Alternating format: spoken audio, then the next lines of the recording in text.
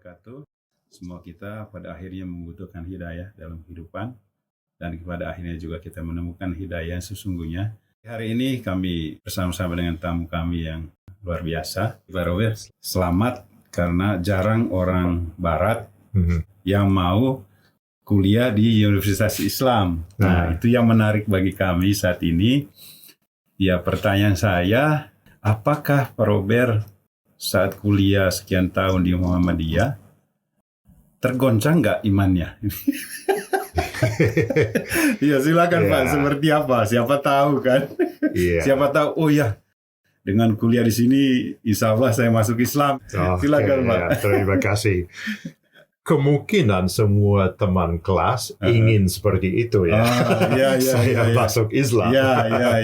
Dalam waktu yang singkat, mereka mengerti bahwa untuk saya Islam kecil berarti seseorang yang benar-benar berserah diri kepada Allah dan yang mengikuti, menaati, yang berusaha menaati semua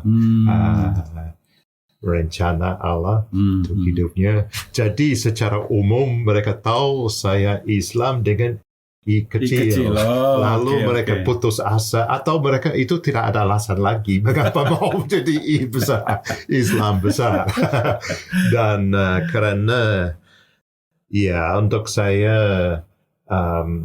untuk agama Islam dan juga agama Kristen secara formal dengan semua struktur itu bukan inti atau esensi dari iman kita malah itu sesuatu yang sudah dibahas oleh ahli sejarah bahwa struktur itu Islam secara formal dan Kristen secara formal itu muncul di belakang. Dan itu bukan esensi dari yang penting untuk saya seperti ini kitab suci di sini.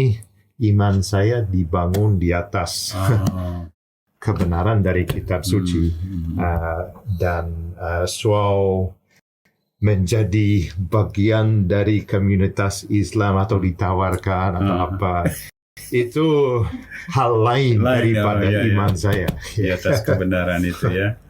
Banyak orang menganggap insya Allah nanti dengan mengerti ilmu Islam bisa syahadat misalnya. Nah, setelah selesai pembelajaran, selesai kuliah itu, bagaimana sekarang pandangan Pak Robert terhadap Islam?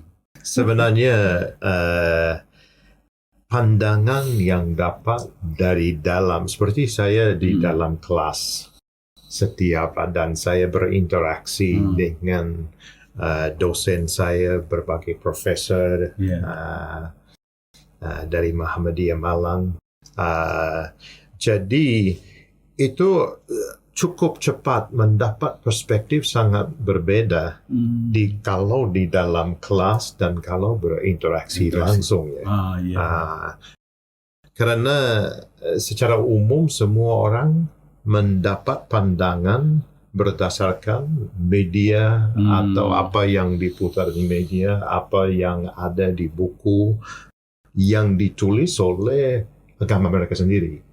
Jadi biasa orang Barat mereka mengerti Islam sesuai mungkin informasi dari teman-teman mereka atau dari buku yang ditulis oleh agama mereka sendiri, non-Muslim dan itu sangat jelas berbeda dengan realitas. Jadi saya ingat saat saya pulang ke Australia, awal COVID saya dipanggil untuk pulang dengan istri saya, pulang ke Australia dengan anak saya, dan di sana saya sadar, sekarang perspektif saya sangat berbeda terhadap Islam. Karena sangat cepat waktu di Muhammadiyah saya sudah lupa saya kulit beda, saya berpikir sama ini kulit beda ya, semua perbedaan sudah dilupakan. Iya. Dan juga saya hal yang mungkin orang Barat mungkin rasa tegang atau mungkin ada azan di masjid. Itu sering terjadi karena tidak biasa dengan suaranya atau ada rasa takut karena tidak mengerti. Ya, kayak shock culture gitu ya. Tapi dalam proses itu sudah menjadi biasa untuk saya. Sampai saya bisa berinteraksi seperti warga sendiri ya. Jadi saat pulang Australia, saya memiliki perspektif yang sangat berbeda dengan orang Australia lain. Jadi itu pengalaman saya. Dan jelas itu perspektif yang sangat positif. Kalau sekarang anak saya mempunyai bisnis di Australia, karyawan orang Muslim, dan mereka bekerja sangat akrab. Waktu anak perempuan dibesarkan di komunitas mayoritas Muslim, semua aktivitas dengan orang Muslim. Jadi, dan satu poin lagi mengenai pendidikan. Pendidikan dulu, kalau pendidikan mungkin biasa di Indonesia, pendidikan Islam. Itu terfokus lebih banyak untuk mengajar satu ajaran ya. Tapi pendidikan harus objektif dan harus membahas secara neutral. Dan ada orang yang mengatakan bahwa malah untuk membahas Islam lebih dari satu segi lebih mudah untuk non-Muslim karena tidak ada bias di dalam untuk membahas mengenai, terutama berhubungan dengan sejarah. Tapi minimal bisa kolaborasi dengan berbagai agama, berbagai budaya, supaya tidak satu perspektif saja, tapi multi perspektif. Dan itu pendidikan. Betul. Nah, Pak Robert, setelah Pak Robert tamat dari doktornya pendidikan agama Islam ya, nah pesan apa sih yang Pak Robert ingin sampaikan mengenai pendidikan Islam gitu? Saya kira terutama bahwa ini pendidikan Islam jauh lebih kaya daripada sesuatu yang dihafal saja. Ini bisa menggalir, melihat, berani bertanya. Dan dalam sejarah Islam, ada suatu saat sekitar abad ke-12, mana orang Muslim tidak sering bertanya. Mereka hanya mulai terima apa yang ada. Karena dianggap semua yang sudah tahu tidak ada lagi yang perlu tahu. Sudah dibahas semua. Dan itu berhubungan dengan istilah ijtihad. Ijtihad. Sudah berakhir. Betul. Tapi semua manusia harus menggalir terus mencari hal yang baru, dari sejarah, dari kitab, dan itu tidak berhenti. Jadi, dan apa yang saya belajar dari proses pendidikan dan penelitian saya adalah memiliki sifat seperti itu. Sifat ingin tahu, ingin bertanya. Dan kritis juga ya. Berpikir kritis. Nah, itu bukan berarti berpikir kritik bukan kritik tetapi selalu cari makna di belakang satu ayat atau cari konteks sejarah. Dan dengan itu satu hal penting mengenai hal ini adalah kami tidak hanya membaca yang disetujui oleh kami sendiri tapi kami membaca secara luas. Hal yang tidak disetujui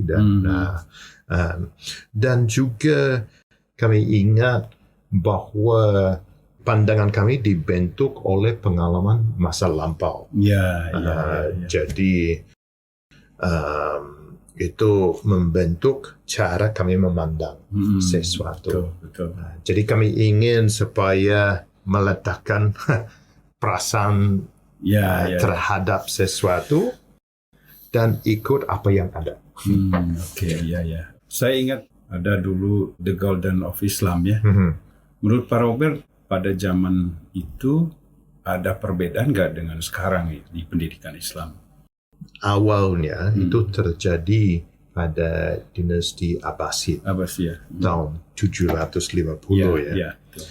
Dan saat itu dunia Islam sangat beragam dan mereka seperti sangat ingin tahu dan ingin belajar.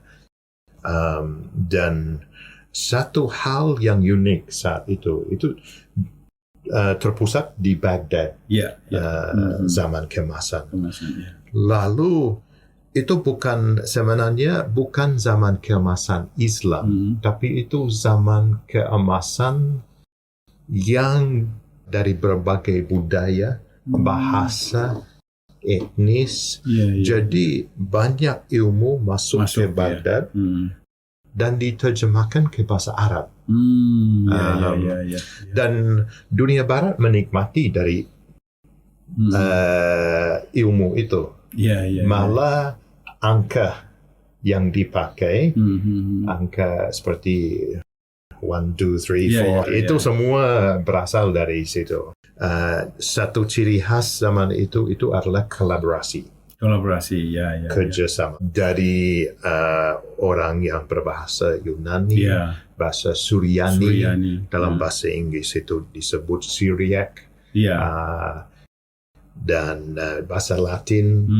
Dan saat itu doktrin Islam tidak dipaksakan supaya menjadi seragam.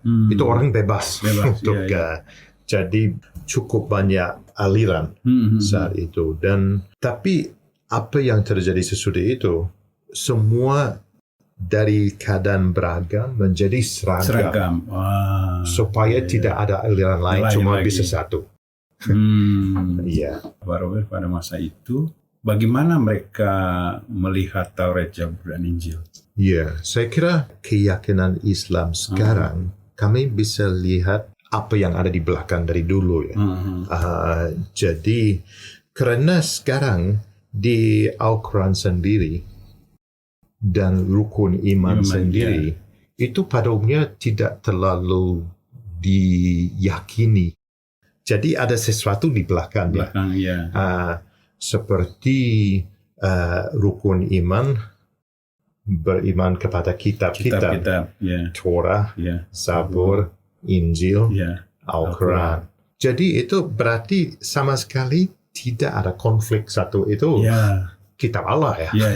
Tidak ada konflik satu dengan yang lain. Misalnya dalam satu bulan satu keluarga bisa ada konflik.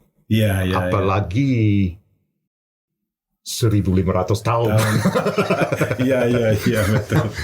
Jadi kalau tidak ada pengampunan, satu bulan, satu tahun bisa kacau di rumah tangga itu.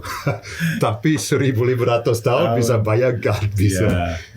Jadi dasar untuk misalnya rukun iman itu sudah ditutupi dengan banyak konflik dan sampai sudah terlupakan.